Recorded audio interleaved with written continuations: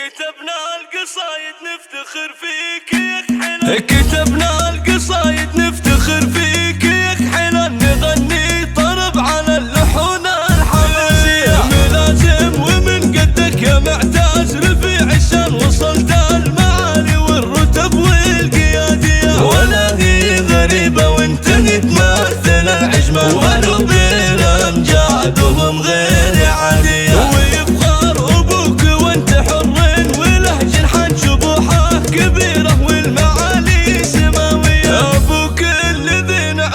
شيخ على الشيخ حمد راعي الطلعت اثارت الهيئة، كريم وساس الطيب ومعرب الجدان له العز والنماس طاع وجبرية، واخواني كل في مواقفهم شجعان، ونذكر هنا رايد يا حي ضريع، عرفناه راعى الجود والطيب والاحسان وياسر ليا من انتخيناه يا حي،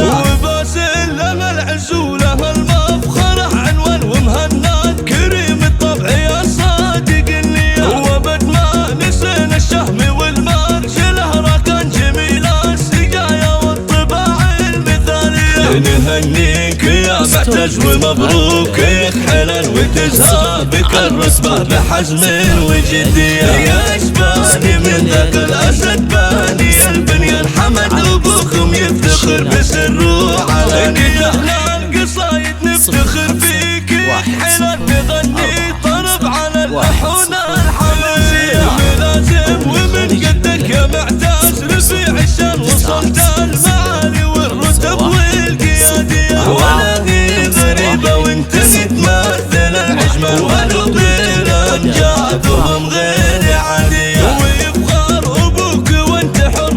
وله جنحان شبوحه كبيرة والمعالي سماوية، ابوك الذي نعرفه شيخ على الشيخ حمد راعي الطلعت اثارت الهيئة، كريم وساس الطيب ومعرب الجدان له العز والنماس طاع وجبرية، واخواني كل في مواقفهم شجعان، ونذكر هنا رايد يا حي ضريع، عرفناه راعى الجود والطيب والاحسان وياسر ليا من انتخيناه يا حي، وباسل لها العز ولها المفخرة عنوان ومهند، كريم الطبع يا صادق النية، وبد ما نسينا الشهم والمرجله راكان جميل السقايا والطباع المثالية، نهنيك يا معتز ومبروك يا حلال، وتزهى بك الرتبة بحزم وجدية، يا اشباني من ذاك الاسد